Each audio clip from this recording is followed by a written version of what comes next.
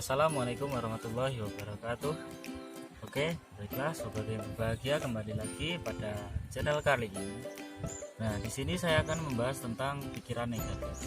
Namun sebelum kita ke pembahasan, perlu diketahui bahwasanya pikiran negatif merupakan sesuatu yang wajar dirasakan oleh setiap manusia.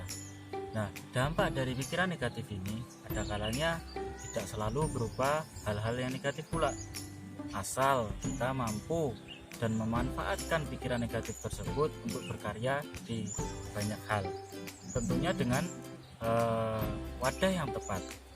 Nah, akan tetapi kebanyakan dari kita, atau bahkan yang sering kita temui, banyak orang yang terlarut dalam pikiran negatif tersebut, sehingga mungkin dampak yang dihasilkan hal negatif pula, seperti salah satu contohnya sifat overthinking, kemudian sifat tidak percaya diri atau pesimis, dan yang lebih parahnya adalah sifat malas untuk ngapa-ngapain. Nah, sehingga hal-hal tersebut itu dapat membuat kita tidak lagi produktif. Apalagi kita sekarang dihadapkan dengan PSBB, dengan wabah COVID-19, yang mana mungkin pikiran negatif tersebut mendominasi dalam hidup kita. Ya mungkin karena kita kesulitan dalam beradaptasi dengan lingkungan, dengan keadaan yang seperti ini.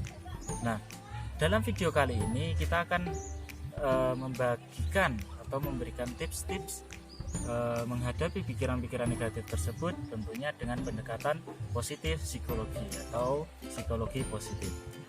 Oke, teman-teman semuanya. Nah, di sini saya akan membagikan tips terkait pikiran negatif. Nah, apabila teman-teman merasa kebanyakan pikiran negatif, coba lakukan tips ini dari saya. Oke, tips yang pertama adalah mempertahankan koneksi sosial. Nah, meskipun kita dalam keadaan PSBB seperti saat ini, jangan lupakan bahwa sejatinya manusia adalah makhluk sosial. Jadi untuk teman-teman semuanya, sebisa mungkin jagalah koneksi sosial tersebut. Nah, mungkin bisa lewat media sosial untuk menghubungi orang-orang terdekat kita, mengirim pesan di grup, bermain game, dan lain sebagainya. Karena isolasi mandiri atau isolasi mandiri seperti saat ini sangat berdampak pada emosi kita. Nah, salah satunya adalah dampak emosi yang kita rasakan. Semakin sedikit kita berkomunikasi dengan seseorang, maka emosi kita akan semakin meninggi pula, tingkat kesepian kita akan semakin tinggi pula. Nah, ketika hal itu terjadi, maka pikiran-pikiran negatif tersebut akan sangat mudah mewarnai pikiran kita. Nah, jadi untuk sobat sekalian yang mungkin saat ini belum menghubungi teman-teman terdekat, keluarga, dan lain sebagainya, saya anjurkan mulai sekarang silahkan hubungi teman kalian, hubungi orang tua di rumah, hubungi tetangga, dan lain sebagainya. Oke, tips yang kedua adalah dengan berolahraga. Ya mungkin sobat tahu sendirilah, nggak perlu saya jelasin panjang lebar, bahwasanya setiap orang pasti mengatakan bahwasanya olahraga itu sangat penting. Nah, terutama di sini dalam pembahasan kali ini itu juga berdampak baik pada diri kita, berdampak baik pada emosi gitu. Jadi ya sebisa mungkin sobat sekalian di rumah yang dulu belum olahraga, segeralah berolahraga karena manfaatnya sangat baik, terutama bagi emosi kita gitu. Selanjutnya tips yang terakhir, yang ketiga adalah dengan meditasi, juga dengan mengenali diri sendiri. Karena banyak saya temui orang-orang seperti ini, orang-orang yang mungkin dia belum mengenali dirinya sendiri. Apa dampak dari belum mengenali diri sendiri? Dampak yang pertama, mungkin dia tanpa sadar mengeluarkan emosi negatif, dampak dari pikiran-pikiran negatif tersebut. Nah, mungkin orang-orang seperti ini dia berjebak dalam masa lampau ataupun masa depan. Jadi dia sibuk memikirkan kesalahan di masa lampau, atau mungkin dia bingung ke depannya dia mau bagaimana begitu.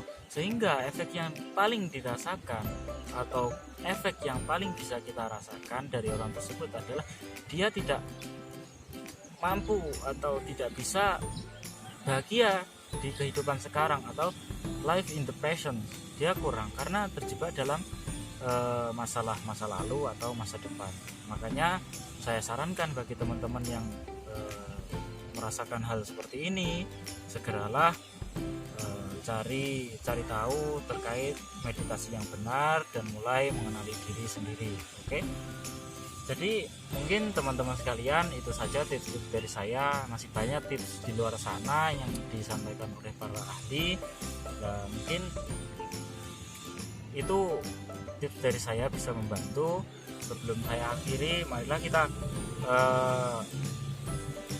berkaca dahulu, berguru dahulu pada salah satu tokoh Timur Tengah, sosok dokter dan juga motivator yang hebat, yang melegenda mungkin sampai sekarang, yaitu Ibnu Sina. Karena mengapa saya katakan demikian, sosok dokter dan juga motivator hebat di dunia, karena selain Ibnu Sina tersebut sebagai dokter yang handal, ternyata dia juga sebagai motivator yang handal.